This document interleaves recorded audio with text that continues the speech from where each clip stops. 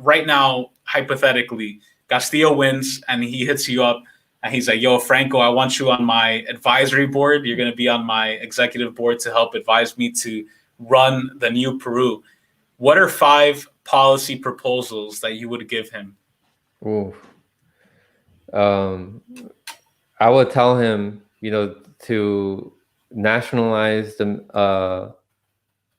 That's something that I really need to think about, but mainly in the mining industry, right? Because that's what a lot of the most powerful capitalists want to take control over. I would say keep your eyes out on that. Yeah. Try to nationalize that as much as you can, and then you can use that to fund education and improve the healthcare system in Peru, give people free healthcare. The other thing I would tell them is gain control from the military. Learn from the mistake of Evo Morales and learn from how the success of Maduro and Chavez.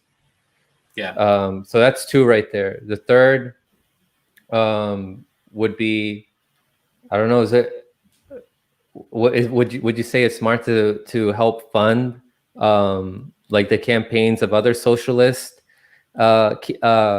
campaigns like in Colombia and Chile? Or do you think that Peru won't have enough? Like that most of that money needs to be going towards the people?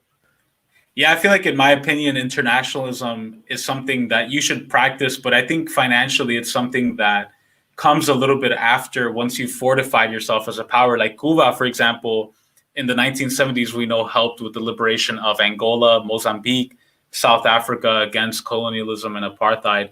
And that was after 10, 12 years of building socialism in Cuba. And I think in my opinion, at least, I think the Peruvian people would be a little weary of immediately supporting, something internationally. But of course, internationalism is a key part of it. Yeah. I think one thing that's really important as well is establishing a plurinational republic, kind of like the way Bolivia established. It's the plurinational Republic of Bolivia. What does that mean? That means that there are many nations within that one nation, and reflects the ethnic composition of Peru, where you have Afro-Peruvians on the coast who are historically marginalized, almost never talked about, and who have their lands confiscated. You have indigenous Peruvians who are not in control of their lands, and many types of indigenous people. I think Peru has one of the largest amount of different kinds of indigenous peoples in its border. So establishing Peru as a plurinational republic, where each nation within that nation acts like a federation together and can help make rules based on autonomy, I think that would be pretty cool, Yeah, that would be cool. Some of the other things that I would push for would be having remove don't keep the mainstream media privatized. Have it be a public service.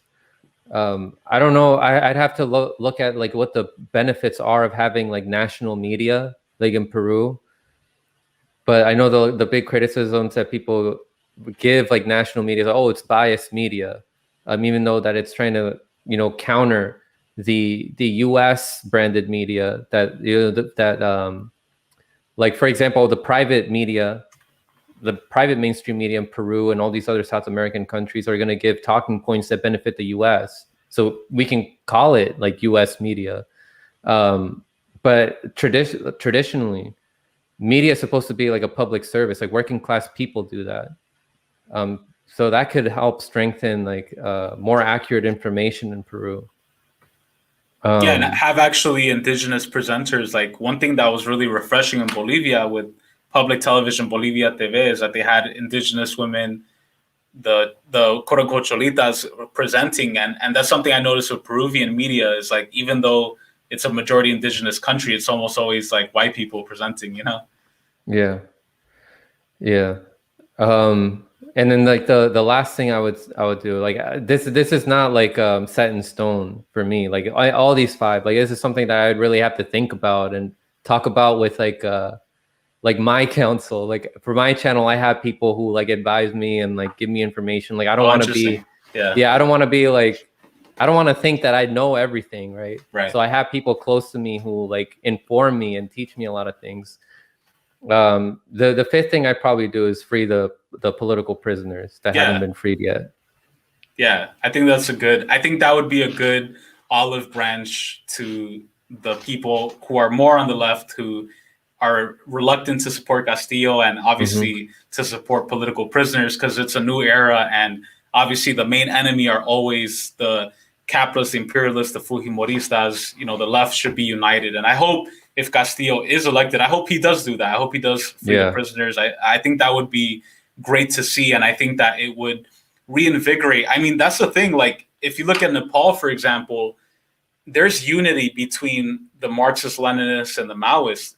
After the election in Nepal, there was the United Communist Party of Nepal, and it united the Maoist faction, the Marxist-Leninist faction that had been warring and beefing for many years, and they were able to unite those two sides in a way that was very interesting. And I know in India, the Communist Party of India, Marxist, is also trying to reach out to the Naxalites as well in terms of building unity. Unfortunately, the Naxalites have been more reluctant to support them. They call them, you know, collaborators and revisionists. But I think for Pedro Castillo to reach out to the ex-Shining Path or current Shining Path people to be like, look, let's integrate, let's work together. I think that would be a positive sign of unity. And I think any revolutionary would want to do that. I think Chavez did that, Ortega did that in Nicaragua, Fidel did that in Cuba. And I think that would be something that would be beautiful to see. It's a necessary alliance. It can also help increase the consciousness of some of the ones that, you know, want to take extreme measures and kill innocent people, you know, raise their consciousness and be like, hey, you know, here's a more effective strategy, right? We want to bring people in to our movement and not scare them away by threatening them. That's why, like, education, like improving education is also really important, so that these people that are in such desperate situations have their conscious level raised enough to think about better strategies for their goal.